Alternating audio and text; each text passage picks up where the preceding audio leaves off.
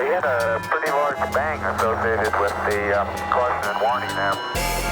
Okay, as we have an apparent serious oxygen leak. 4, 3, 2, 1. Houston, we've had a problem. He's in a roll and he can't stop it. Performing an evasive maneuver. Okay, Houston, we've had a problem here.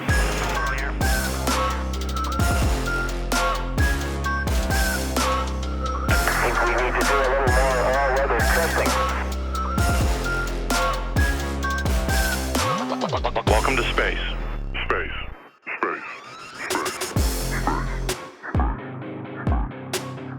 Hello, listener, and welcome to Failure to Launch, the space history podcast where we take you through all the mistakes, failures, and explosions that made modern space exploration possible. We are your hosts, Quinn, he, him.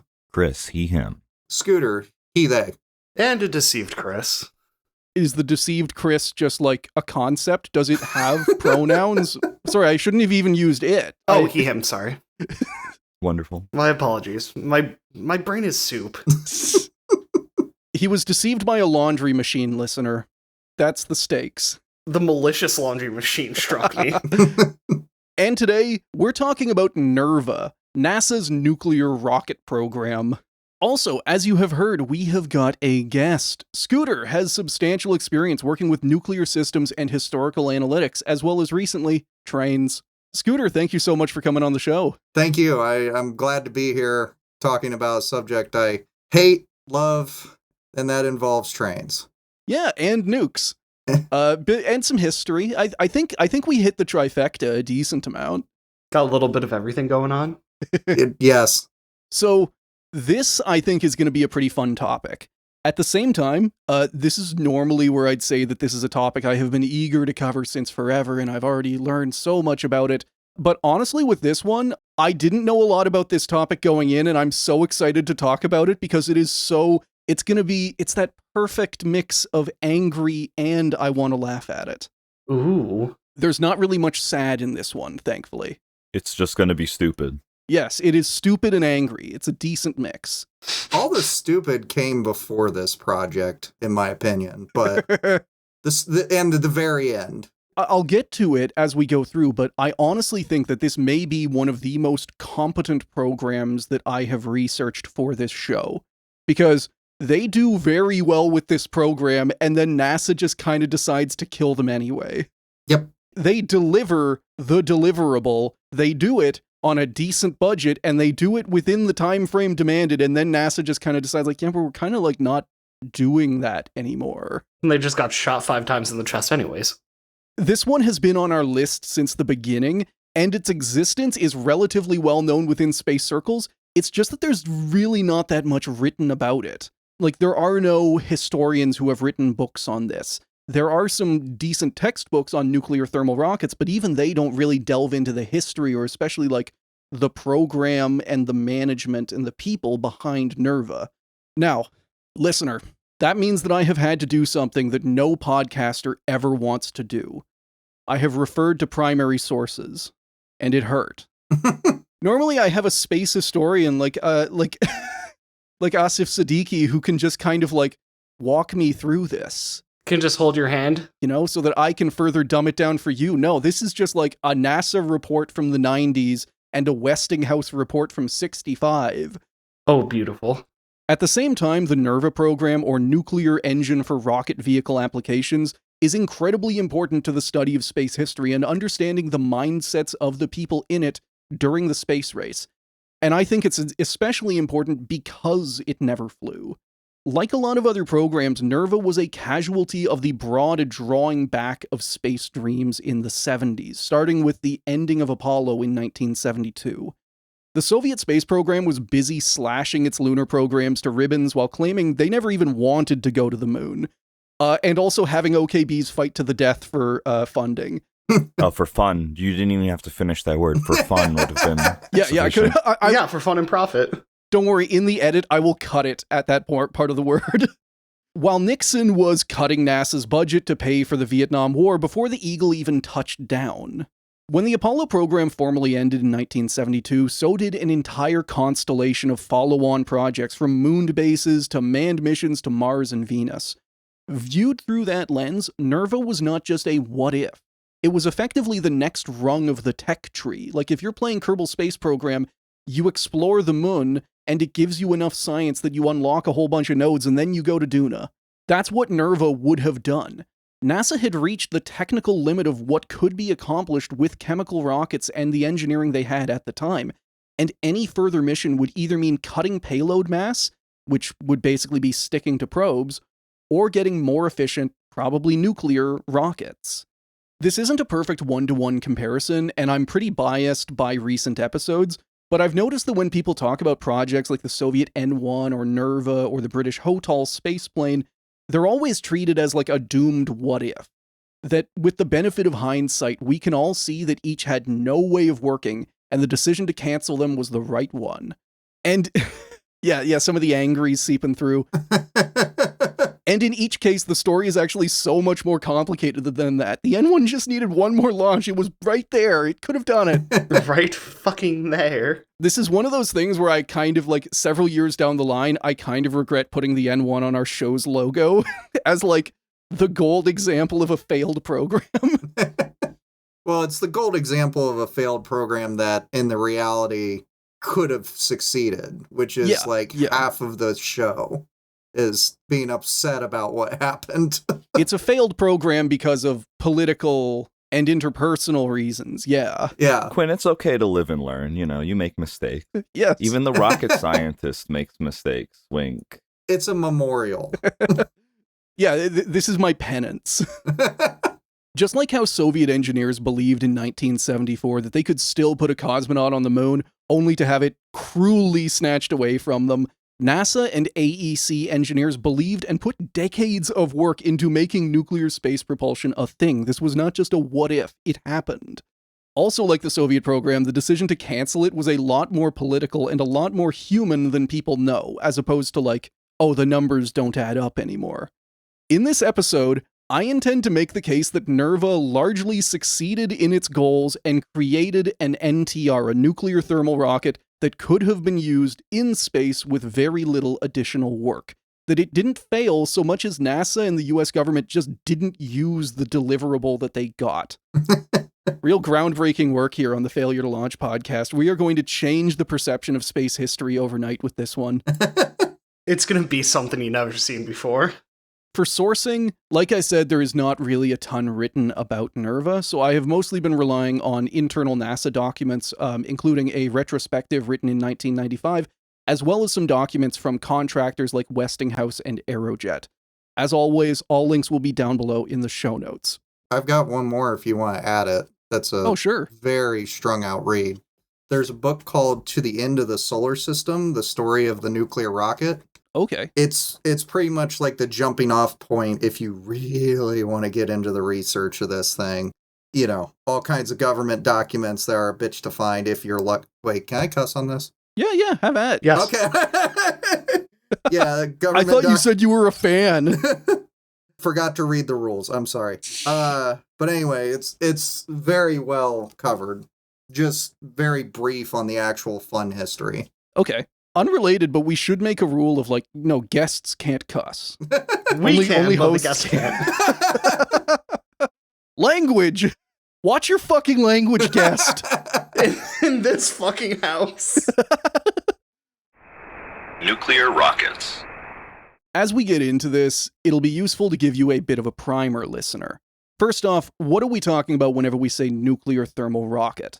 Normal chemical rockets that we all know and love operate through combustion. They burn a fuel and an oxidizer together in a chemical reaction that produces a lot of energy in the form of heat, which then pushes and expands the result of that combustion, so H2O and CO2, out of a rocket nozzle.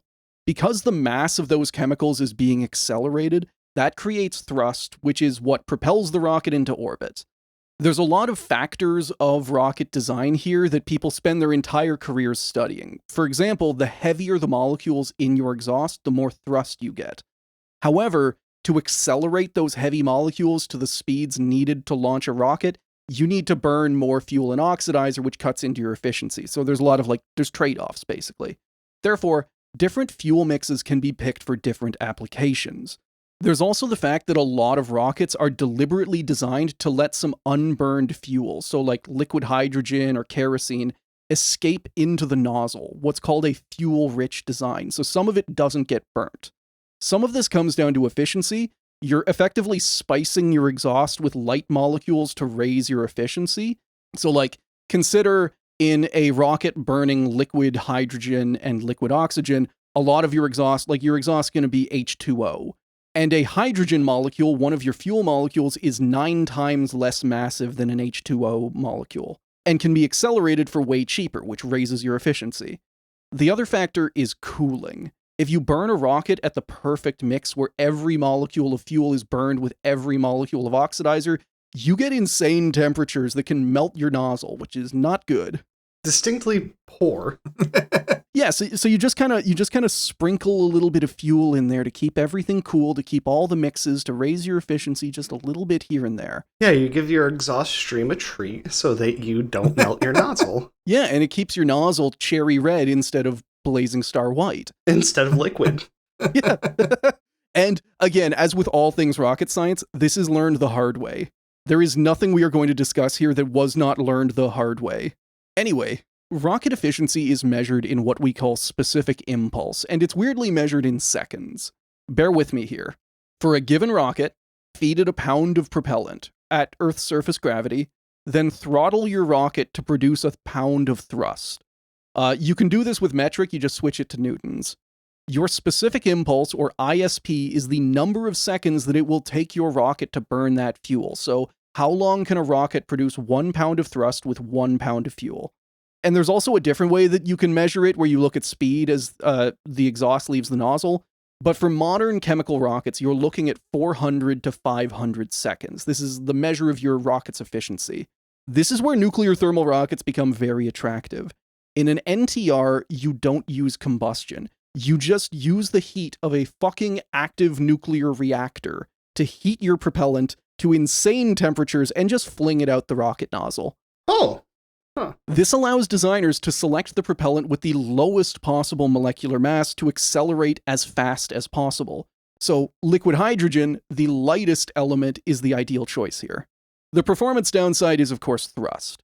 Remember, you still need mass to be accelerated, and NTRs operate on the lightest propellant literally in existence. While NTRs tested decades ago could hit specific impulses as high as 850 seconds, basically double the efficiency of chemical rockets, they tend to produce only about 1/10 the thrust. Oh. Yeah, so they're incredibly efficient, but they don't make a lot of thrust. Something you would prefer to use in space proper, as opposed to lifting. Exactly, yeah, because if you are up in orbit, you don't really care about how... You need thrust in order to change your orbit in order to do maneuvers, but you don't really care about how fast you do it, and you don't have gravity trying to pull you back down to Earth, or at least it's not actually going to successfully do it. So once you're up in space, that's where NTRs really start to shine, because, the downside of bad thrust doesn't matter, and you get all of the upshot of double the efficiency. There's also the problem that liquid hydrogen doesn't pack very dense. I'm sure any propellant engineers listening are well aware of this. There is only 71 grams per liter, or 0.6 pounds per gallon. So any ship designs with NTRs need to be dominated by massive fuel tanks that are full of, really not that much fuel. The huge fuel tank, small booster, or small rocket. And the problem with that is that those fuel tanks still need structure. They still need frames. They still have skins and whatnot, which drives up your structures cost a whole lot. Yeah, think Sea Dragon with an itty bitty little nozzle on the bottom. But yeah, basically.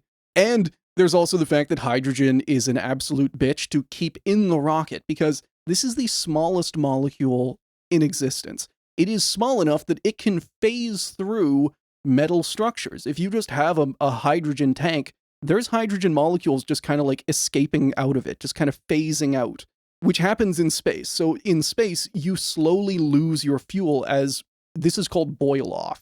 It just you just lose it to the vacuum. Wow, I hate that. Yeah, which is extra bad because the fuel wants to go out, The fuel just wants to be outside, and you're keeping it in. How dare you? The pressure will physically yank it out of your tank. Liquid hydrogen, really, really useful, very hard to work with. And then again, pretty much every rocket fuel except for kerosene is hard to work with. No kidding. Liquid hydrogen, a bitch to work with, still substantially better than a hypergol. Slagging everything off. Just no one is sacred here. Now, if all of that sounds like a ton of downsides to you, you are absolutely right. But it will always be worth it for that doubled efficiency, getting twice as much delta V out of every unit of fuel. Early in the space race, NTRs were considered just about the only way that large manned craft could reach other planets, so Mars and Venus mostly. Those who worked on them viewed it as the gateway to the rest of the cosmos. Say you're trying to get a manned mission to Mars. With an NTR and twice as much fuel efficiency as chemical rockets, you could either fly that route way faster, where normally it would take like 200-ish days, or you could just carry a fuck ton more payload so that your mission can actually do more stuff. So NTRs are kind of this godsend not just to propulsion engineers, but to everybody else working on this mission. If you're handling if you're doing payloads, if you're doing any kind of like mass calculations, an NTR will make your day substantially easier. And then there's also all kinds of stuff of like, there's different designs of NTRs that have popped up over the years. However, in the case of NERVA and its predecessor Project Rover, it was pretty much like a solid core design. So it's just got like a solid reactor with channels bored through it.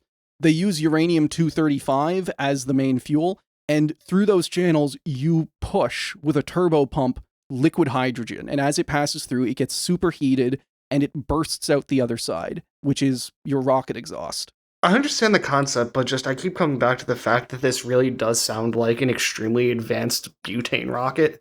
Kinda. Yeah, you just shoot the butane into it.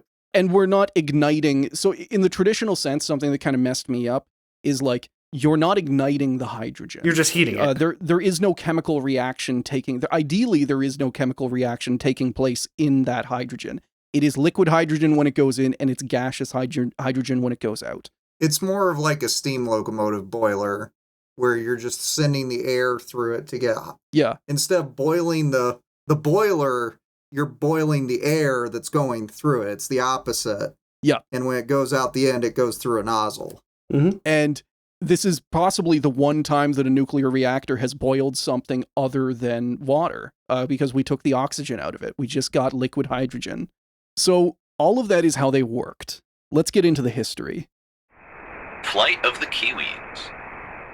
Flight of the Kiwis? Yeah, because they started off with reactors that were never meant to fly, so they were flightless, so they called them Kiwis. Aw. Wonderful. I actually like that. Yeah, it's honestly cute. There is a lot about this program that could be considered cute, because they also put the Kiwi on a cute tiny little RC train. If I had a picture of it, it would just be, Jacques Cousteau petting the crab. Just, I like you. I like that name. Except the Kiwis had a vibration, we'll get to it, but the Kiwis had a vibration problem and shook themselves apart, and started spewing reactor casing everywhere. Oh no, they were anxious. Yeah. Oh. Yeah, we need to do better to make sure that they're okay. It's okay, Kiwi. You go when you feel like it. Meanwhile, casually shooting radioactive material. Patting the reactor as blisters start to go up my arm. My skin is sloughing off. You can boil when you want to. There you go, bud. See, you're just as dangerous as the other rockets. Unlike most things on this show, our story does not start on the 4th of October 1957 with the launch of Sputnik 1, the world's first satellite. The beeping trash bin that makes everyone anxious. Yes, I've got to mention in here as well, but it is kind of alarming how many of our stories start on October 4th, 1957. Although, with this one, I found a new day that I can point to, a new important day. A new auspicious day. Oh, I'm excited to hear this. And that is January 20th, 1969, when President Richard Nixon takes office. Oh, fuck. Yeah, this is the bad day. After World War II and the rise of nuclear research, there was general interest in using nukes for propulsion, mostly for long-range bombers or nuclear cruise missiles. There were independent scientists in both the US and UK looking at nuclear propulsion, including show favorite Chien Suchen, And what really, I'm sure I mispronounced that. I always forget how to do it properly, and I want to do him some respect. He's back. Yes. But what really kicked things off was a 1953 study by physicist Robert Bussard on the design of a nuclear rocket. It's not buzzard, it's Bussard. It's like Bussy, but with ard at the end. Although now that I'm thinking about it, the first name Robert, calling him Bob Bussard is... I hope people at work called him Bob Bussard. Thank God the internet wasn't invented in his time. Would have been the most bullied man alive. That's Bussy Bob over there. He's the one who wants to fly the nuke. Bussy Bob. Yes. Could say he ran a very tight ship. This report caught the attention of the military, and a committee was quickly put together to review it, eventually recommending in 1955 that the best possible use of this technology was on the upper stage of an ICBM. To be fair to them, this is 2 years away from the launch of Sputnik 1 and the first real ICBM, so it's understandable that the military would be looking for ways to boost the range of their missiles. They're still kind of like, they have these short-range little V2 knockoffs, and they're trying to figure out how to make them kill Soviets. And they're just going to throw shit at the wall. It's right there, we can do it. Doing God's work, of course. You also got to remember the bombs at the time weighed in tonnage before megatonnage. So, like, anything to keep them moving. Yeah. They were huge. Just imagining, like, a giant warhead packed on the top of, like, a tiny little redstone. I mean... I always love the Thor rockets, because a bunch of the Thor rockets, especially the space test ones, they have like a raindrop on top, which is where the warhead would go because it just didn't fit anywhere else. It didn't fit in the cowling, yeah. I know I said it before, but it's just God's Q-tip. Devastating damage. And I poisoned it. Starfish Prime is what the wax in my ear sees when I go for a Q-tip. The wax in my ear seeing the bacteria coming in. Okay, Osmosis Jones 2, we got our idea, everybody. Oh no. Anyway, this was the start of what's called Project Rover, an Air Force project conducted mostly at Los Alamos for the study of nuclear thermal rockets. They were given $100 million over 3 years, which is a little over $1 billion today. Their first goal was ground testing of prototype nuclear rockets, and the test site they picked was Jackass Flats in Nevada, or Area 25, a place that has a whole lot of nuclear and rocket testing history. This is kind of where you want to go if you want to irradiate a place. The Nevada test site, the home to beautiful nuclear weapons, gambling, and one can't forget UFOs and the nuclear thermal rocket. Hell yeah. I know what I'm traveling to see. I'm gonna go pay homage to the glowing nuclear hate ball. It's like how people put bananas on Ham the Chimp's grave. I need to go to the Kiwi site, and I need to leave a kiwi on top of the train. And a little chunk of U-235 is a treat. Yeah, exactly. It's been hungry for years. And I'm talking a bird, by the way, not the fruit. I'm taking a kiwi. I'm letting it loose in Nevada. It's what they would have wanted. Me casually importing 30 kiwis to sell to people. Don't worry, it's for a podcast promotion. I'm going to set up the world's first breeding colony of kiwis in the United States. The only way to get out there is by, like as a civilian, is like the tour that they do 2-3 times a year. Right. I'm just imagining you with like the kiwi like shoved up in your like chirp, chirp, chirp, chirp. No, it's for a podcast, I promise. I'm just excited. I've wanted to see this my whole life. Chirp. Chirp. Chris, cover for me. No, this is you. It's my Geiger counter. It's fine. But before they could start firing radioactive fuel plumes into the sky where they belong, they spent several years building up the infrastructure in the desert. And normally I'd be talking about how this was all like half-assed and there were a bunch of accidents and deaths and the whole thing was an OSHA nightmare. But they actually took this really seriously, and the amount of hardware they prepared or flat out invented for these tests is honestly impressive. The actual test site was a nest of hydrogen storage tanks and radiation-hardened instrumentation to monitor the tests. This was connected by a rail line to the nearby Reactor Maintenance and Disassembly Building, or RMAD. Before a test, the reactor would be assembled piece by piece in the RMAD. They were delivered in kits, in pieces from Las Vegas. And after every test, the reactor would inevitably come back completely contaminated. As is tradition. Yes, and because these rockets, these early ones, were basically just like if you took a nuclear reactor and sliced the lid off, there's not really a lot of moving parts inside these things. They are a nuclear reactor core that you just cram fuel through. You just squirt hydrogen into, and that's the end of it. Yeah, like the moving part is a turbo pump. That's kind of it. Don't you also have what would be the equivalent of fuel, or not fuel pumps, control rods, just rotating drums in there? Correct. There are, yes. But either way, still grossly simpler. Yeah, and that was one of the ways you could throttle the rocket, especially because in these tests it was critical for them because they wanted to see they wanted to ramp the rocket up. They did not just want to go to full throttle. Me rolling coal in my nuclear-powered rocket. No. Honestly, though, looking at the size of some of these reactors, you could fit it in an F-150's bed. Oh, easily. Just rolling down the highway. I am confident that's how they got Phoebus to the museum. I am confident of it. I've seen how they put it in a pallet. There's no fucking way that didn't go in somebody's pickup truck. The only safety warning it has is that little, yellow cone on top, do not stack. No, just the red flag on the back because it's oversized. Yeah. Everyone in their sedans next to my truck, their faces sloughing off. What's up with this? Getting close behind it so I can read the sign, and the sign just says, avoid plume. What? My entire truck just has the cesium rod stuff engraved on the side of it. I hit the throttle a little too hard, it falls off the back. Oh no. I'm trying to think of what kind of bumper stickers would be most hilarious on the truck pulling the Kiwi. Baby on board.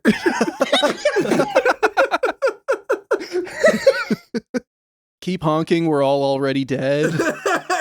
Keep honking, I have a gun and an escort.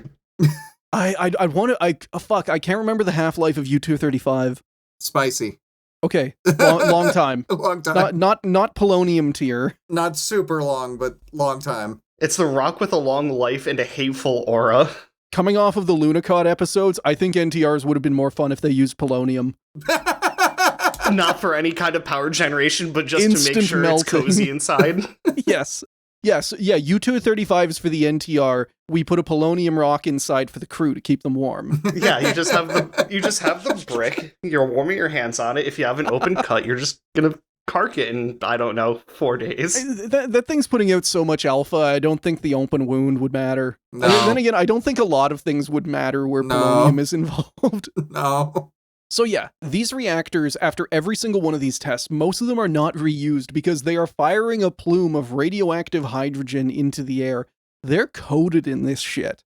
And they need to be disassembled individually so that they can figure out how well the test went. Minor question time. Sure. We're open air cycling this. It's not going into any kind of containment, just... Okay. Yes. Up and out.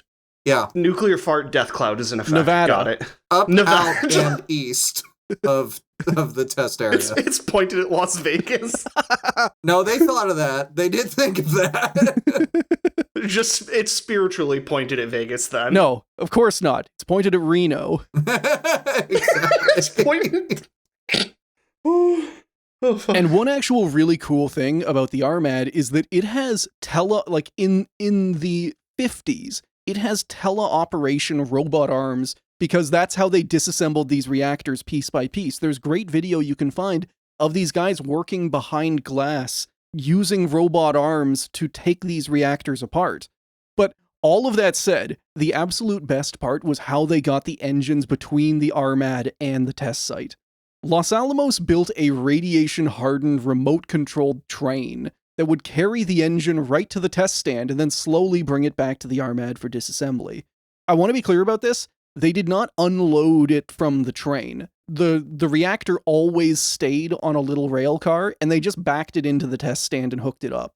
So it's even... do you have much more on that subject? Because I got a little bit of input. Oh, yeah, have at. Okay, so it's even funnier than that, because they had the little remote-operated, 25-tonner that they'd use with a flat car to split it out so that you couldn't you wouldn't fuck up the radio controls because it was too close. But they also had this, I think, 55-ton engine with the center cab that had Jackass and Western written on the side because everybody has sense of humor. Jackass Western Railroad, the world's shortest and slowest railroad. We'll get you there eventually.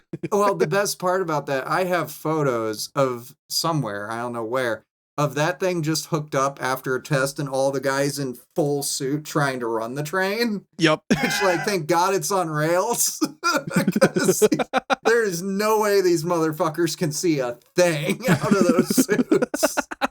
Oh, God, if you backed the reactor up too fast into the test stand. Me casually knocking over the reactor. There's, like, slack action shit in there, too. So, like, I can just imagine, like, you know, running the train forward and then, like, boom! Oh, God. Oh, God, oh, shit, oh, fuck. Looking over your shoulder, and there's just, like, part of the reactor punched through the window.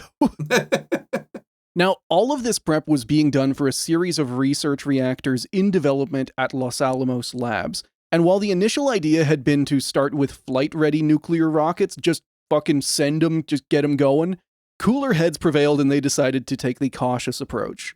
These rockets were never meant to fly, and so they were named Kiwis. Our lovely little friends. And unfortunately, before any of them were ready, the program suffered a change of management. This is where on October 4th, 1957, OKB-1 succeeded in putting the first man-made satellite in orbit, setting off a new era of exploration and discovery, starting the space race, and more important for us, kicking off the Sputnik panic, which is where the entire Western world lost their collective shit because a country everyone regarded as backward and primitive completely fucking lapped the United States in rocketry and ballistic missiles. So our story didn't start here, but it takes a dramatic turn because of Sputnik. So I still count it as a Sputnik. It made it. Yeah. Yeah, the angry beeping ball, or pleasant beeping ball, as a more accurate descriptor. Yeah, it beeped, and world history changed, and government agencies all around the world got shifted around, and Sergei Korolev became super famous, while also being secret. Well, being super not famous. Exactly. Yeah, like the world's most secretive celebrity. And then a dog died, but, you know. Yeah. But who cares about that? We're talking about Kiwis, not dogs. In the wake of the launch, Eisenhower created NASA to try and consolidate all of the different military branches competing rocket programs, and Project Rover was handed over to the new space agency on October 1st, 1958. This has previously been an Air Force program. All of the different branches have their own space programs because they all want to own space and missiles. NASA just kind of rolls all of that together into one big centralized agency.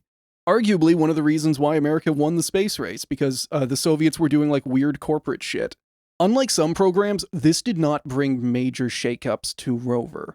NASA inherited most of the staff, and they just kept working with Los Alamos on the Kiwi reactors, which started testing in July 1959. Basically, the way these tests worked was the Kiwi was loaded on the robot train, driven out to the test stand, hooked up to hydrogen fuel lines, and run for a few minutes.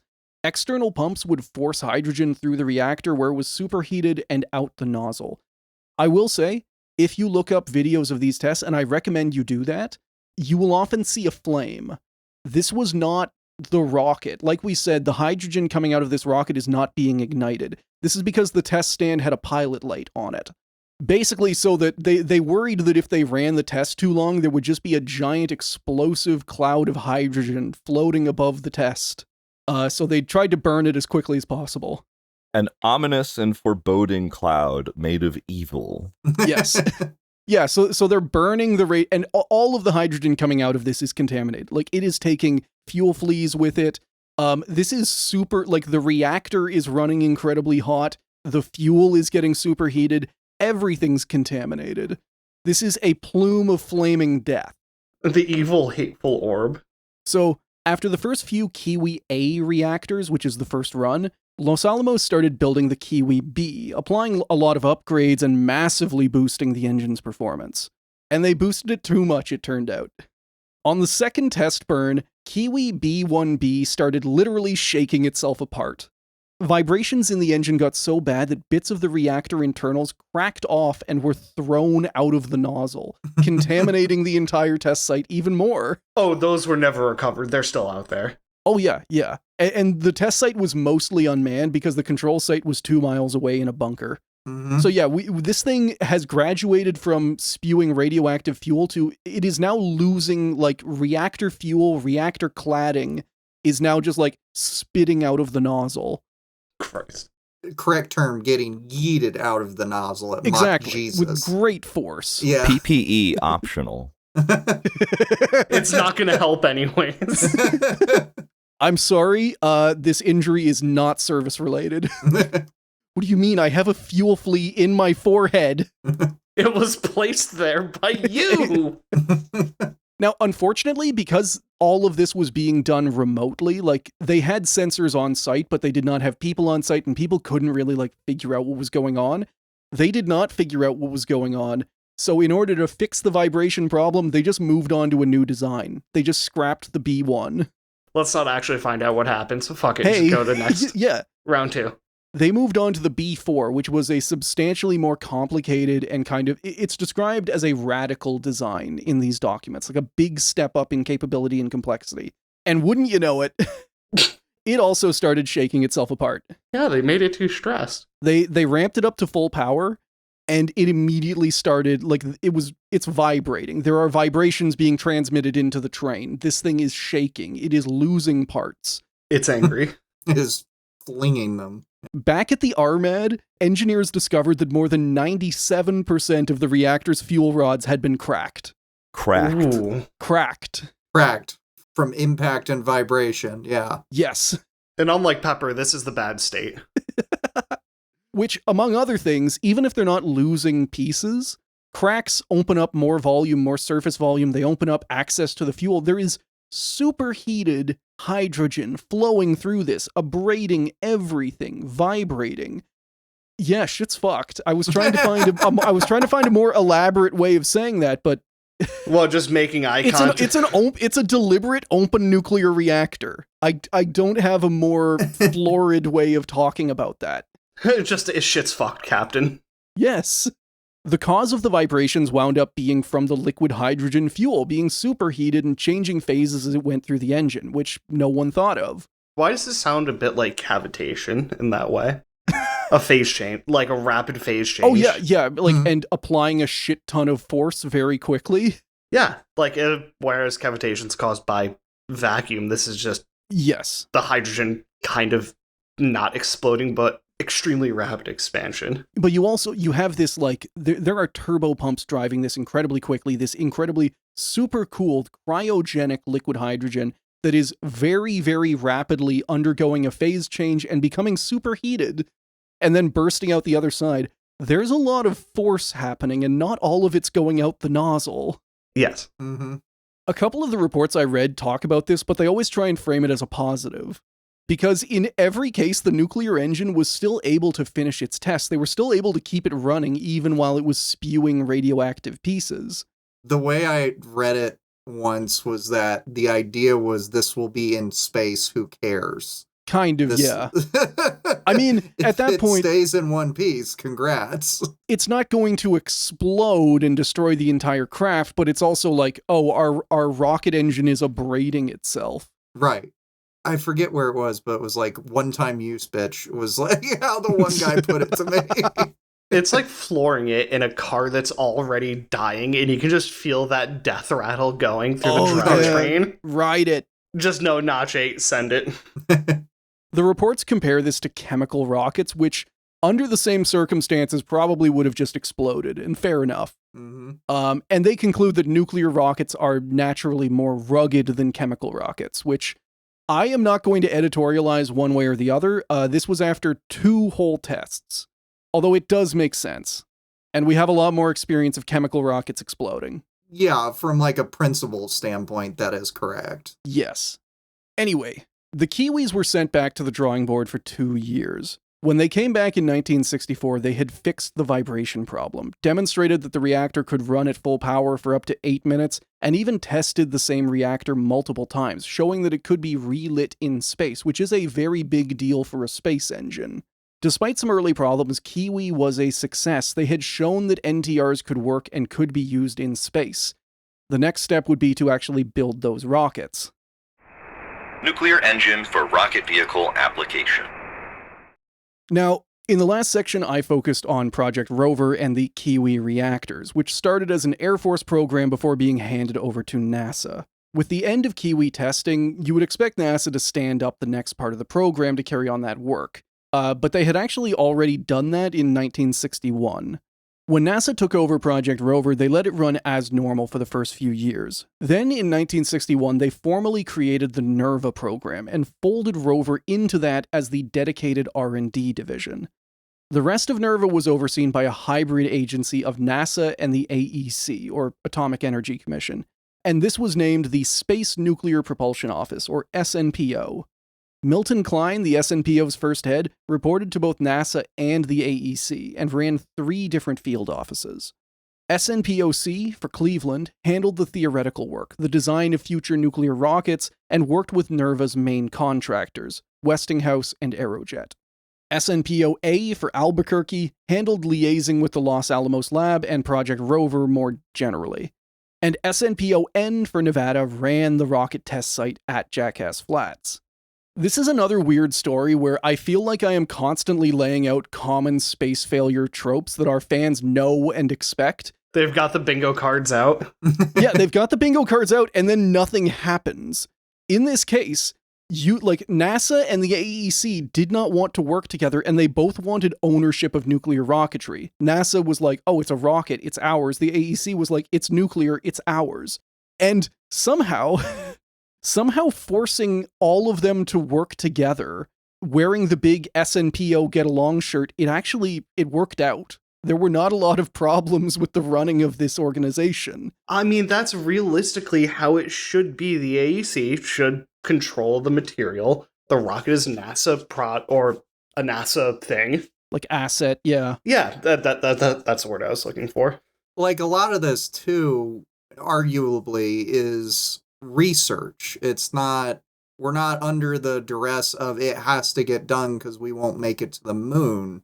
Right. It's just pure research at this point. So there's not a glory fight over it either. It's just, institutional, if you'll pardon my language, shit flinging.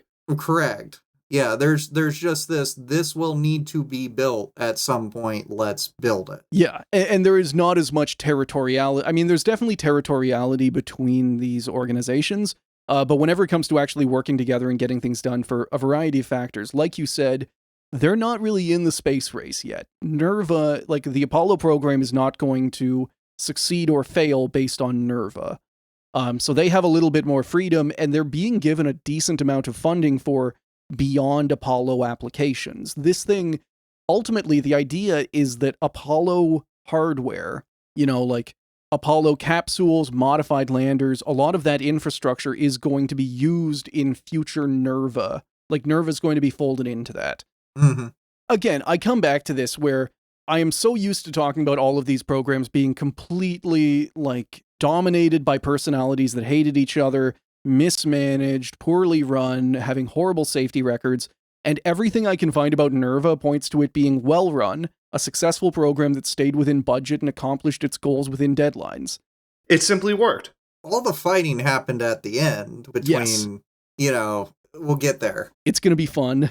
Like, Kennedy came out with his whiz kids, like Harold Brown and them, and they all just kind of gave it the thumbs up, like, this is cool, it's working, we're going to need it, go. Yeah. It wasn't until things start winding down, but up until that point, everybody's like, cool thing. I've read, God, I wish I had all my sources for this, but I read somewhere that one of the Gemini astronauts was on this program for integration. Okay. At one point, this is probably 4 years ago, but his comments were just like, yeah, it's good. I'm glad. Keep it going. Minor correction, Gemini. We say it properly on the show. No, stop it. He hasn't been able to get both of us on it. Don't worry. I refuse. Gemini astronaut Frink Bormine. just taking it to its logical conclusion, everything in that program is just pronounced weirdly. Jim Lavelle. Janae Lavelle. Niall Armstrong. A-arm. A-arm. Booze. Mission Control. Oh, fuck. How am I forgetting his name? Vest guy. Oh, Kranz? Gene Kranz. Jeannie Cranberry? Why the fuck did I think Gene Lovell? You just mashed them together like Play-Doh. I just mashed two guys together. Gene Lovell, okay. Apollo 13 would have been a lot different if he existed. It's just the exact same movie, except he's wearing the vest in the capsule. In space. Yes, over the EVA suit. No, he's wearing two. He's got one on his person and one on the suit. Yep. And he's radioing back to Mission Control to just talk back to everyone in the capsule. Anyway, this system of Rover being the R&D side and NERVA teams working on the flight-ready rocket meant that the first test of a NERVA engine happened before the last Kiwi burn. And as you mentioned, there's different reactors kind of thrown in with this series kind of floating between the different teams, Phoebus being one of the most prevalent. The reactor design that NERVA eventually settles on is called the NRX, or Nuclear Reactor Experimental. These were designed and built by Westinghouse, but were heavily based on the Kiwi B4 design, the one that used to shake itself apart, but then they'd kind of fixed it a little bit. They added more stiffness, easy as. I hope that Westinghouse got the notes from after the fix and not before the fix. Oops. Having to email them like 2 years later. Sorry, we had a bit of a rev change. Duct tape everywhere. Everything is now potted. Accidentally potting the fuel channels through the reactor. Don't worry, those will clean right out. Yeah. Aerojet's contribution to the project was designing interfaces and rocket parts to turn the NRX from a small nuclear reactor into a proper, actual, rocket. It's kind of a weird distinction. All of these tests, like the NRX test, the Kiwi test, they all have rocket nozzles, but they're not really, well-designed rocket engines. You know, they're not actually doing rocket nozzle calculations. They're not trying to get the optimal thrust out of these things. They just want to have a nozzle that spews smoke or hydrogen. So with Westinghouse working on the NRX, Aerojet's job is kind of to build a rocket around this reactor, and they want it to be an actual good engine. The original requirements for a single NERVA engine called for a thrust of at least 75,000 pounds, a specific impulse of 825 seconds, and the ability to run the reactor at over 1,000 megawatts. Okay. When the NRX was first tested in September 1964, it achieved 1,096 megawatts and 811 seconds of ISP. Then they ran it a month later just to prove that it could be relit, and it worked perfectly. No vibrations, no nothing. This thing is basically achieving, design... I'm sitting here waiting for the shoe to drop. Yeah, then they shat themselves, but no, they are hitting goals. They are hitting metrics. At best, it's you're 14 seconds off your ISP. Okay, we'll just change the requirement a little bit. We'll put in a request for that, whatever. This thing is don't worry, I'm here too. I was researching this thing expecting explosion time? No. Oh, okay. All right. I'm ready to start getting a little mad. Even when this thing is shaking itself apart, it's not that big of a problem because it uses a remote-controlled train and all of the staff are 2 miles away. They thought of this shit. Yeah, okay. Deliberately to sabotage us. 70 years later. They do fuck up once. They do fuck up really hard once. Yeah. Great. I'm just mad now. It's coming. You'll get there. They also do have that test later where they deliberately blow it up just to see what would happen. Yeah, and that's where they fucked up. Yes, yeah. So, I think I know what you're talking about there, but I'm willing to bet you know a bit more about it than I do. So would you mind quickly walking us through that? Okay, so 1961, during the whole program, after Kiwi has been determined that it works well enough, but shakes itself to bits, they decide that Kiwi will become their test bed to make sure that this system is okay to go into space. Okay. Not will it work in space, but what happens on its way to space. Oh, like what happens if it protons itself? What happens if the booster fails and it drops in the ocean? Or... Yeah, exactly. Oops, we did a proton. What happens if you get a pogo on your launch and it gets the shit kicked out of it all the way up in? So they do what's called the rift planning process, which is the reactor in-flight tests. What they do with it is they essentially, like, first they take the fuel elements from Kiwi and dump it in water and make sure that when it goes into water, it doesn't instantly explode or react too heavily.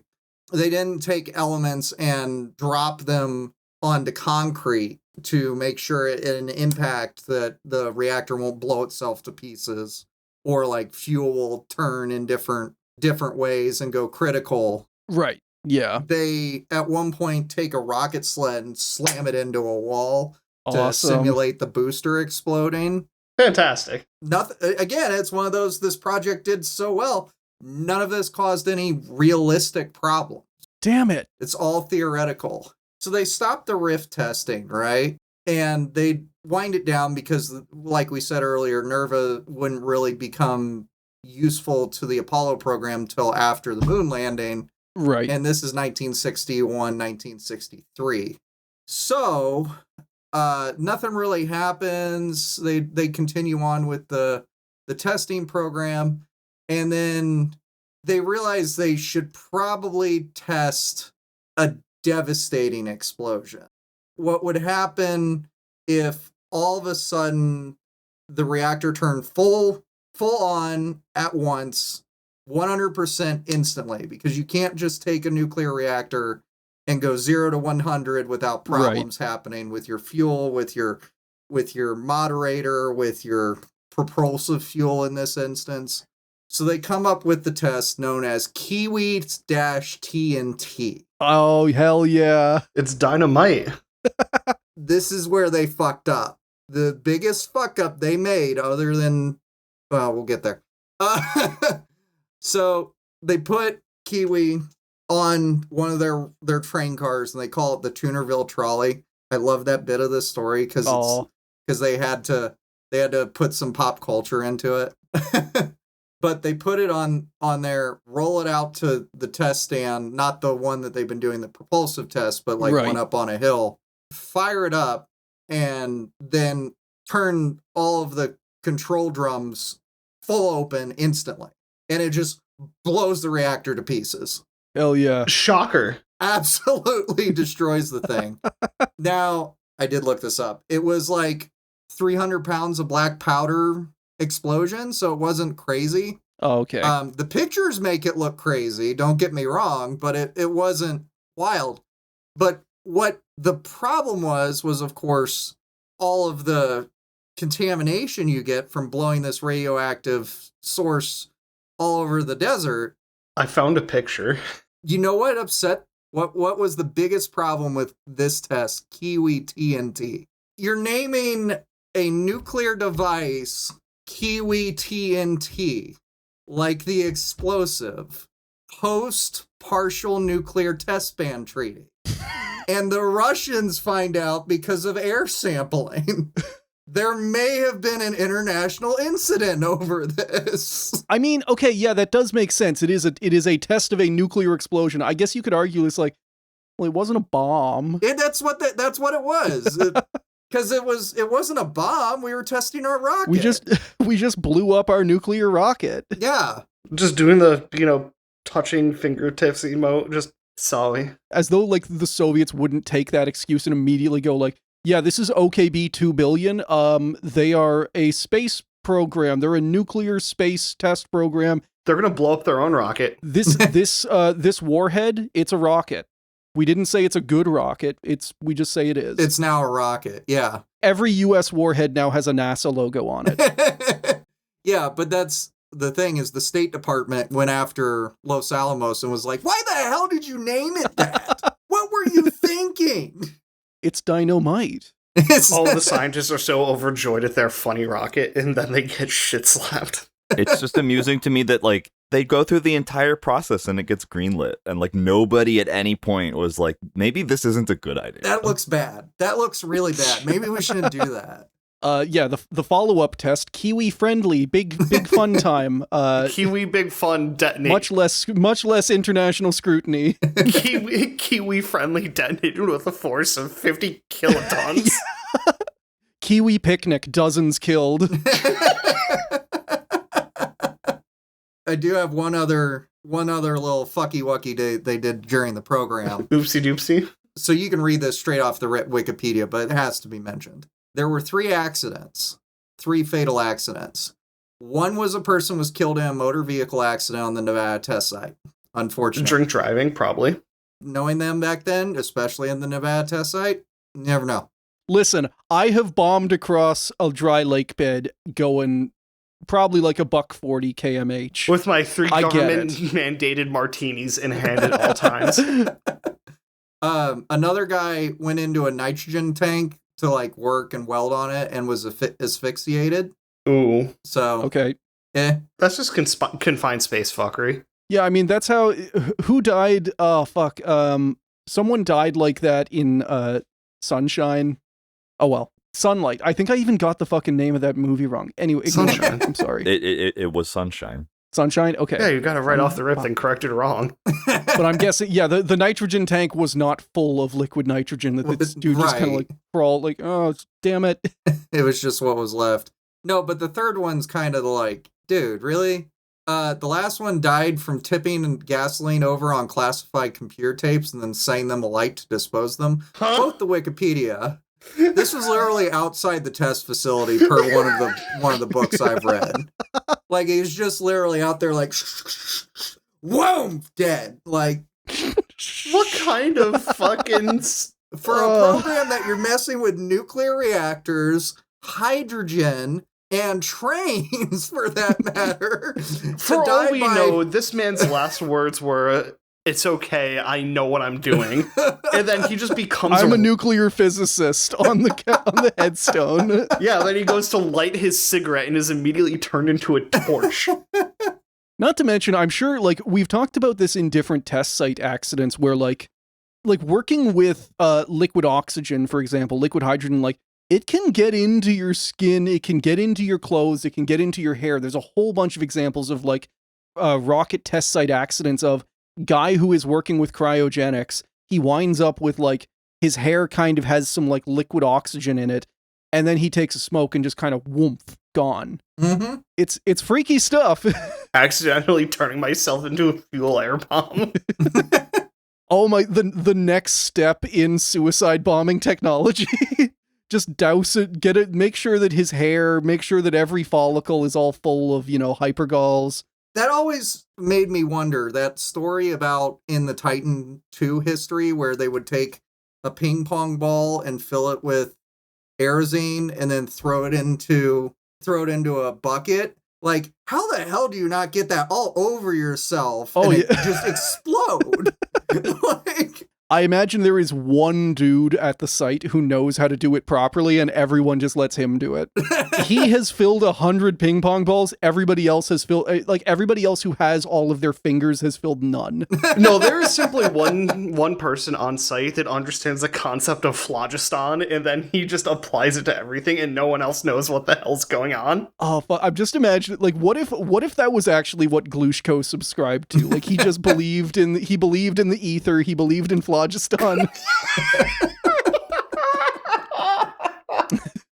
No, we are going to the luminiferous ether.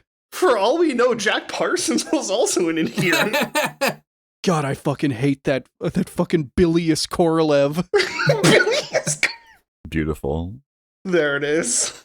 Comrade, get your humors in check. You're so choleric right now. Me approaching him with the leech in my hand, I'm just trying to help. Yeah, put it right on his ass. It would have saved his life. Christ on a bike. I mean, well, Korolev dies not long after, like, the doctor's purge happens in the Soviet Union, so Moscow didn't exactly have great doctors at the time.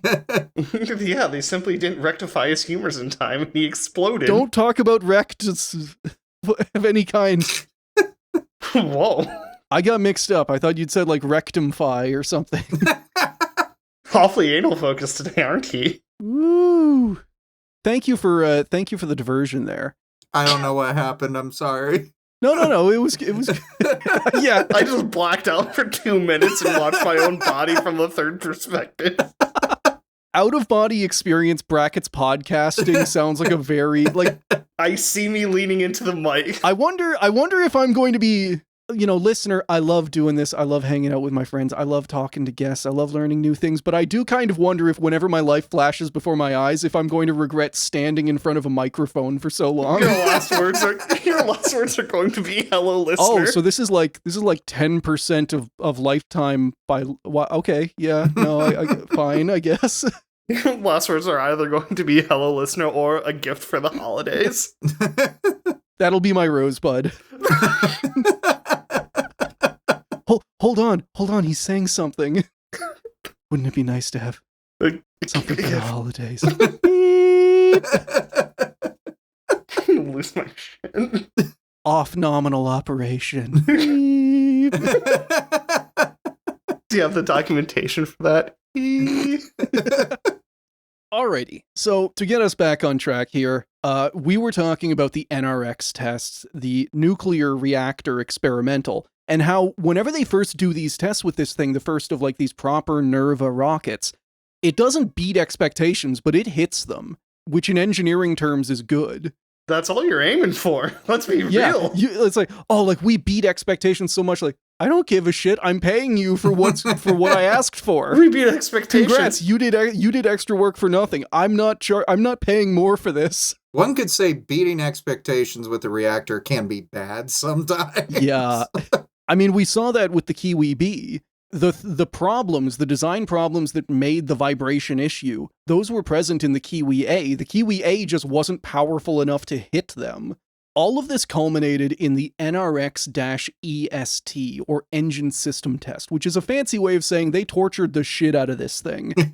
The attempt here was to get the NRX working in as close to a flight, like not as close to a flight configuration, because we're going to talk about a later test that went to like extremes, but they wanted to basically put this thing through its paces as though it were in orbit. The test plan was incredibly ambitious, demanding multiple restarts at different reactor power levels, including cutting it at a certain power level and then restarting it at a higher power level, proving that the reactor could heat up or cool down fast enough, including pushing it beyond its design tolerances, cutting all external power to make sure the entire system could be run alone, and it would also be an endurance test to push the engine 10 times longer than it had ever been operated. When they fired it up in February of 1966, the NRX ran for nearly 2 hours. It ran at full power for half an hour. It shut down and restarted like clockwork, and it worked in every temperature and power range they gave it. I know all of that setup sounded like I was going to tell you it exploded, but it worked. No, all I'm hearing is a project that was sincerely good. Excelling, yeah. It was doing everything they asked of it. And now I'm just waiting for, and then they took it out back and they old yellered the poor thing for no reason. Well, we're going to get that because it still hasn't reached its peak. It still has to succeed more before they kill it. God, it still has even more going for it. Again, like the thing I come back to with this is that this is not a what if. I always kind of, in learning about this and hearing about it, it's always, oh, they did a couple of tests and then it died off, as like a lot of programs did. They delivered it. NASA didn't use it, which in fairness does happen a lot. Like you could argue that the N1 didn't, no, the NERVA was substantially more done than the N1 ever was. And I consider the N1 pretty done.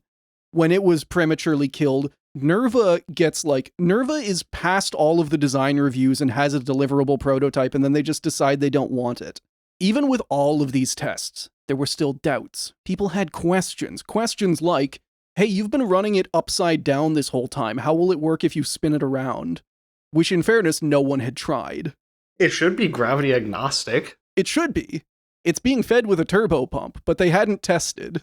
Oh, no. Gotta make sure. And considering that it's going into orbit, that may actually be important. Gotta make sure and gotta delay the program for years so they can build the fucking test stand.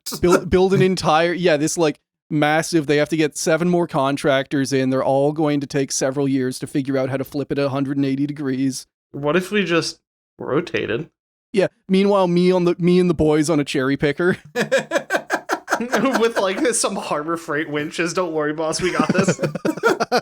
I know we've talked about this on the show before, but that's how the guy who ran Korolev's launch pad, an incredible dude named Leonid Voskresensky, that's basically how he ran his pad. This is also a dude who is famous for anytime there was a cryogen leak, he'd just walk over, slap his hat on it, and then piss on it. Hey, it worked. There was one moment I remember where as they were putting a warhead on an R7 test rocket, the crane failed and it left an active warhead dangling over the pad. Oh, wonderful. And Voskresensky just like turns to Korolev and goes basically just like, give me a bottle of vodka, 5 men, and like several thousand rubles. So basically he just like goes through the crowd and is just like, everybody's terrified for their life. And this guy's just walking around like, yo, do you want to make some fucking money? Do you want to make some fucking money? How about you? You want to make some money? And he just gets a bunch of people and they recover the warhead and then they all have a fuck ton of money. And because it seems to be his motive, piss on the warhead. Yeah, that's just how he starts every meeting. That's how he starts every, like, dude, why are you pissing on my shoes? What? Warhead's disarmed. He spent too much time in a gulag and he's been Pavloved into thinking that's how you solve it. What if he's just always got a catheter in? Yeah. You never know when you need a piss. This time, this test would not be with the NRX. Remember that the NRX, like, they slap a nozzle on top, but it is by no means a real rocket engine. Aerojet, meanwhile, have taken the NRX design and they have built a proper rocket engine around it. This is called the XE, or Experimental Engine. I don't like the name. Fair enough. Z. And this test is designed to go to extremes. They are going to get as close to real spaceflight conditions as they could manage at the time. They're going to put this thing in a vacuum chamber, critically. Ooh. Also, it's going to be facing downward. Whoa. Wow. Whoa. I know. It would have to survive the same torture test of restarts, temperature spikes, and endurance that the NRX had. It would even have to demonstrate off-nominal operation, which could mean anything from reduced fuel flow to loss of power. They would just throw shit at it and see what happened. And it did, flawlessly. The XE ran for almost 2 hours, and it performed 28 restarts in that time, all under its own power, which would be incredibly impressive for a modern chemical rocket. This thing, like, we are in... Oh, do I not have the date here? This is 1969. And this is a basically space deliverable rocket that has just completed a 2-hour endurance test and restarted almost 30 times in a vacuum chamber. So, coming back to the idea that we've talked about repeatedly here, which is that NERVA is looked at as some kind of like what-if scenario, and people might know that they did a little bit of testing in the desert. Bottom line up front. In 1971, NASA had an operational and tested nuclear thermal rocket that matched their performance expectations and passed testing in a vacuum chamber. The next step was putting it on a rocket in orbit, and from everything they have demonstrated so far, I have no reason to doubt that it would have worked. This was not a boondoggle. This was not beyond the realm of what could be accomplished at the time. They were several prototypes in and had a flight-ready model. For a very brief period of time in the 70s, NASA had NTR capability. They could have slapped it on any booster and launched it. It probably would have worked. I think the odds are not just it would have, it was probably going to work. Yeah. Anyway, NERVA died before any of that could happen. Yay! Yay! I hear Fortunate Son playing in the background. Where could this possibly come from? Yeah. What actually happened is all the staff got drafted. Damn it, we can't cancel this program, but what if? What if we just send all of the engineers to go and casually detonate in Vietnam? Oh, Roscosmos mode. Sending all your rocket scientists to die in a trench. Hey, they had to learn it from somewhere. Also Nazi Germany. They had a very big problem of accidentally drafting all of their best and brightest and sending them to Stalingrad. Cool, go die in a ditch. I don't care where you got your degree. NERVA v. Nixon. Oh god, another reason to hate. Yes. So I have another date to give you guys. On January 20th, 1969, Richard Nixon became president of the United States, replacing Lyndon Johnson. On the space side, this is awful. As soon as he took office, cost-cutting became the principal focus of the Nixon government, and NASA was target number 1. This is also a NASA that had already, Lyndon Johnson was cutting NASA's budget to fund the Vietnam War. But whenever Nixon takes over, this goes into overdrive. Before, NASA had not really been, canceling programs. They'd just been dealing with less and less money, kind of limiting scope. Nixon comes in and starts demanding cuts. Saturn V production was quickly shut down. Apollo 20 was canceled to free up its rocket for Skylab. Apollo 18 and 19 followed soon after. I'm not getting mad, I swear. I'm actually not getting mad. I'm not getting mad. Hold on. We got a funny part. NERVA survived for a while longer, but it was mostly because of political support. And I have not seen this elsewhere in American programs. I know that they do have political support, but I've never seen it concentrated in patrons. That's historically something that you mostly saw in the Soviet space program, where every OKB would have their favorite politician who would help them out. But NERVA had 2 of them. These were Democratic Senator Clinton Anderson and Republican Senator Margaret Chase Smith. So first off, I am Canadian. I don't know much about American government history. I did some brief reading on them, and there seems to be some good and some bad. Like how Margaret Chase Smith hated McCarthy. She hated the Red Scares. She thought they were pointless and stupid, but she also wanted to drop nukes on the USSR preemptively. Mm-hmm. And Anderson, it makes sense because Anderson was the biggest space cheerleader in the US government for years. That's kind of his whole shtick. He loves space. And yeah, if you leave a message and say that they're horrible people, you're probably right. I'm Canadian, sue me. Yeah, it's the 1970s. Everyone in government's probably awful. Everyone's in government's awful now. Exactly. But Anderson, when it comes to space, if you want to put the blinders on, Anderson was good friends with Kennedy. Yes. So he had the ability to rile up everyone behind him and go, this is what John would have wanted. Without him, we wouldn't have NASA as it was. We probably wouldn't have won the space race. Exactly. Yeah. Anderson does play a major role in again, being the government cheerleader. There is obviously a lot of support for space exploration in government across all of these periods. Anderson is the guy who, gets the ball rolling. He is the guy who will play defense. He is the guy who joins committees and screams about how NASA needs more money. He's the guy that'll cut Medicare if Johnson doesn't give him money for NERVA. Exactly. He is not above retaliating, which we will see in a very fun way. I guess that's one of the bad points. I just thought of that. Exactly, yes. Yeah, that is a bad way, but he also does it in a good way soon. In December 1970, the Office of Management and Budget recommended killing both NERVA and Skylab, but Nixon balked since those programs were keeping about 20,000 Californians employed, and he needed that support for the 72 elections. So instead, he decided to kill Apollo 17, but Apollo 17 happened. It was just delayed until after the elections, weirdly. In 1971, Nixon tried again, but this time NERVA's patrons retaliated directly against him. The Boeing 2707 was a design for an American supersonic airliner, sort of like the Concorde, but much bigger. I know this one, fuck. Yes. This thing is Nixon's baby. He is the patron of the Boeing 2707. He is the guy who has shepherded it through all of these, all of these different hearings, all of these committees. Anderson and Smith kill it. As revenge for him trying to kill NERVA, they get the entire Senate to vote with them and to kill the 2707. I Amazing. fucking hate this man, but at the same time, he's really the patron of it. Yes. Also, I'm not gonna bemoan anyone fucking with Dick Nixon. Nefarious Dick. Or Boeing, for that matter. But, no, this is back when Boeing actually had some kind of, Cachet. Yeah. They were still a proper firm. And engineers were in charge. But normally in a TV show or a movie, whenever someone has the gun to the hostage's head, they either get rescued or they get talked down. No, they fully... The hostage gets drilled 5 times in the back of the head.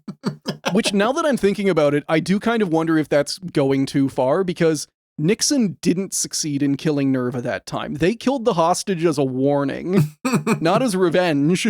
Where's your next pet project, you ass? Although, it actually did kind of work because after this, Nixon backed off of his direct attempts to cancel NERVA. He just started trying to starve it. In 1971, Congress allocated $69 million for the project, but Nixon only gave them $29. The year after, the Senate retaliated by trying to allocate them $100 million, and they added a stipulation. They added all kinds of legalese. It's like, no, this money goes straight to NERVA right the fuck now. At the same time, the government went to NERVA, like they found more project work. They found more work for NERVA to do because all around this time, Apollo is ending. That happens in 1971. The Apollo program is formally shuttered in 1972. However, for the years before, NASA is kind of just like, they're losing bits and pieces of Apollo. By the time it is shuttered, it is a shadow of its former self, and they are having to play basically recycling. They're recycling old Saturn V parts together to get Skylab launched, to be able to do like Apollo Soyuz. It's like a scavenging project. And Anderson, trying to find a way for that not to happen to NERVA, basically, he convinces the Senate to have a shuttle NERVA collaboration. That if NERVA can build a smaller reactor that could fit in the shuttle's cargo bay, then they could use that to like launch probes out into deep space. Although most of this is just a way of keeping NERVA working and justifying giving them more money. Despite the successes, like they did find new things for NERVA to do, but the core of the mission was effectively dead when Apollo died. NERVA was designed to be part of the second phase of Apollo. It was designed to get bigger moon bases to lunar orbit. It was designed to get Apollo hardware to Mars. It was designed to get them out to Venus. With everything else gone, with Apollo being like killed all around it, even if Anderson kept protecting NERVA, it was losing its mission. It was losing its goal. It would not have been able to work well with the shuttle. The shuttle was never going to leave Leo. Basically, at a fundamental level, NERVA was designed for large-scale, long-term, expensive space exploration missions to faraway planets or to send big payloads to the moon. And in 1972, that is something that America had completely lost its appetite for. I hope that makes sense. Even if they're defending this one little part of NERVA, there isn't any other program for it to work with. NERVA as a program by itself is nothing. It is a payload delivery mechanism. If it doesn't have Apollo hardware, if it doesn't have spacecraft, if it doesn't have payloads, there's nothing left. On January 5th, 1973, Nixon canceled NERVA outright. No going through the Senate, no, nothing like that. He just got NASA to cancel it entirely. Like with the Soviet engineers working on the N1, this took the people at Los Alamos and NASA completely by surprise. They thought they had the support of the government. And again, just months earlier, they had been given the task of building a newer, smaller reactor. They had work left to do. Also, like with the N1, the shutdown was sudden and immediate. Thousands were laid off across Los Alamos, Westinghouse, Aerojet, NASA, and the AEC. The Space Nuclear Propulsion Office, that hybrid NASA-AEC organization, was ordered broken up in June. Overall, the nuclear propulsion program had run for 17 years and cost about $10 billion current dollars, which, considering what it got done in the time span that it operated in, I think is a steal. And that, everybody, is the end of NERVA, NASA's nuclear rocket program, or at least their main nuclear rocket program. Mm-hmm. That we know of. How do we feel? Good? Hate. There's hate. Oh yeah, I feel great. Thank you. I'm so glad that we continue the cycle of gutting science for the Vietnam War. Awesome. Yeah, things have been fantastic, Quinn. Well, hold on. We're cutting. I was going to say we're cutting for the Iran war now, but the NASA cuts were before the war started. Yeah. I hate to say it, but I kind of feel good that they got to almost to a production. Yeah. Because now the science is there for when we need it, and there's regular talks now of doing this again. Yes. So now we don't have to worry about the environmental concerns of, is this feasible? Do we need to retest it? Yeah, right. Like we can rely on historical data. It won't get killed by, no offense, but it won't get killed by the fucking hippies out in Nevada going, no, we can't spew radioactive gas into the air. What do you mean we can't have an open cycle reactor? What happens if it explodes? Las Vegas is gone. No big loss. Well, we know exactly what happened. It was called TNT. Yeah, it's called Kiwi friendly too. It's on that hill over there. We never got rid of it. Yeah, and it's something that we've talked about, maybe not as much on this show, but I feel like we should, which is that anyone who works in the space industry, and this is true across like all kinds of engineering, all kinds of like any kind of technical work, I'm sure that you have run into a problem and you have gone online and you have looked up a way of solving that problem, and you found a PDF from like 40 years ago, you found an old scanned document. And in the space industry, that is a bedrock, like that is such a good way of solving problems, of being able to support current space development and exploration, is the fact that all of these documents are public domain, that you can find scans of a document from the 60s about a nuclear rocket and how they tested it. So like, yeah, the fact that they did this, the fact that they pushed it as far as they did, that the fact that they got basically to a production model is incredible. And it means that knowledge was, like, that effort, it didn't succeed in getting us nuclear thermal rockets, it didn't succeed in getting us to Mars in the 80s. But it was not wasted, I think. Right.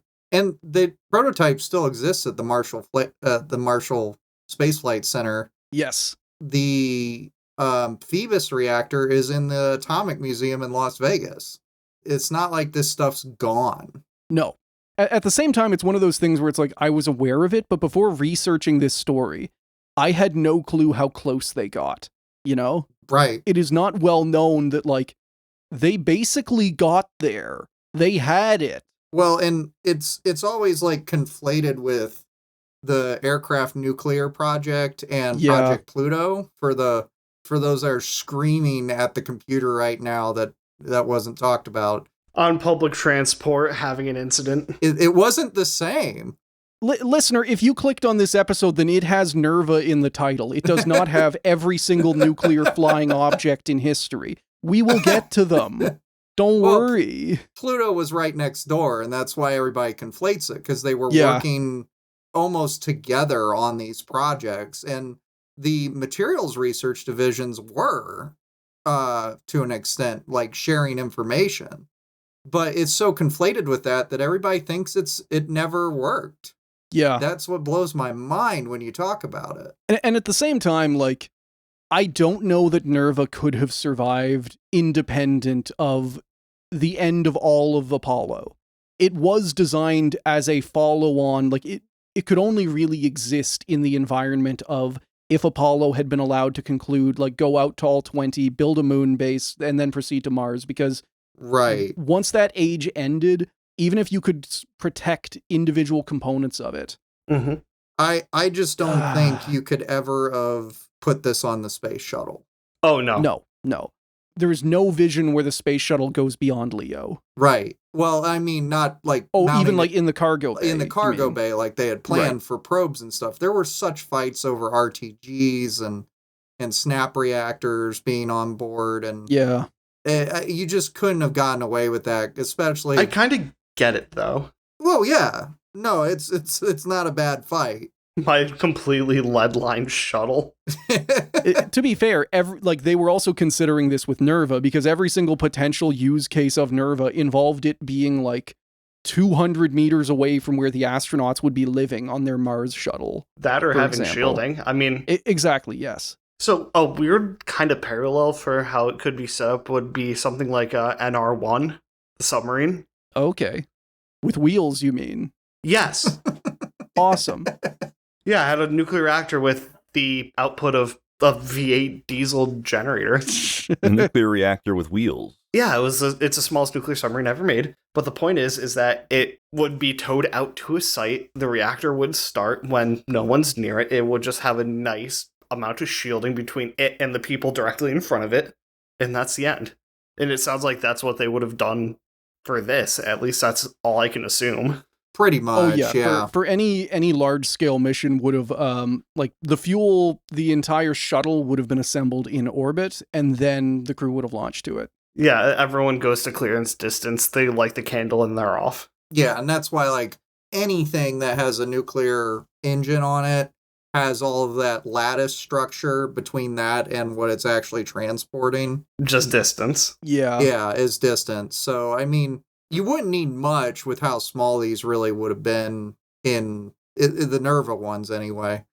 But you would have seen products like that going into space. Yeah.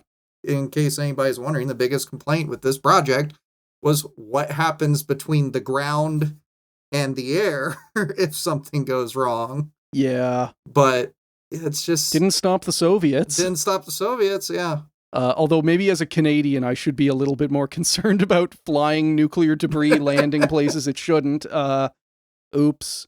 I'm just trying to imagine, like, NERVA. I mean, no, like, the Soviets, like, Rorsats, they had their atomic bukkake of just, like... The bus? Fucking eject the entire core. Just fire it. Go. Right.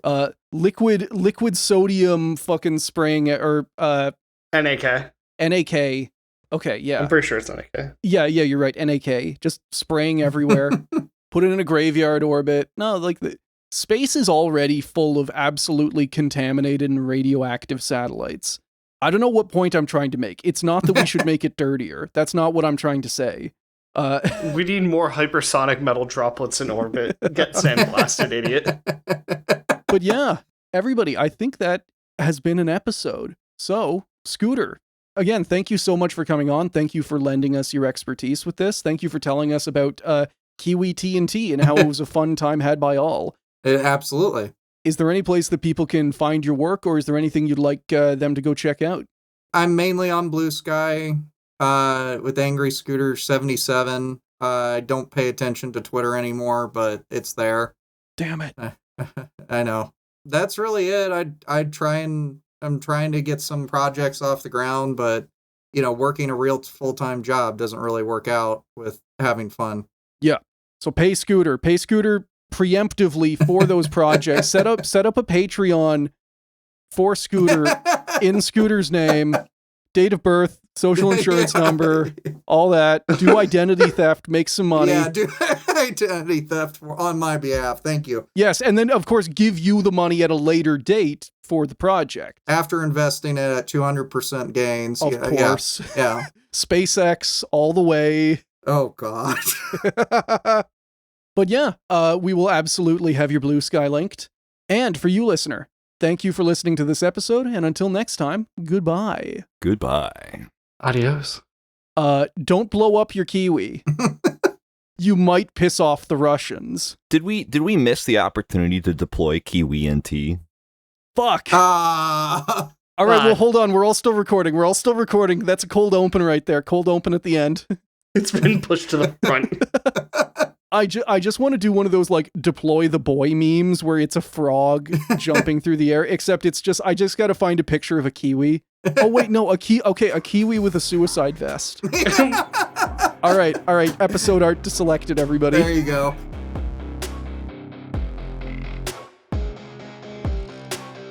Thank you to everyone who have signed up to support the show, and a big shout out to all of our top tier patrons. Our cyborg cats are A Real Person, Alex K, Asha Rin, Boss, Katiga Reptile, Charlie, Compass with Hat, Comrade Sleepy Bro, Daniel F, Graham E. I can make my name even longer according to all known laws of aviation. There is no way a bee should be able to fly. Its wings, Jesslyn T, Jorg 2, Peasant Rebellion Rocketry Division, Joss, Kamo, Lane of the Wired, Matt, Mobius Strict Teams, Murray Motorsports, Mysterious Stranger, Oil Drum, Pat, Paul C, Rare Scrungle Spingus 3rd Edition, Pin, Skylab Bricks, Smokey the Sasquatch, Space Cam, Space Lion, Spectre Cohen, Tortilla Baron, Vivek D, and Wingsmith, state-mandated butt wiggler.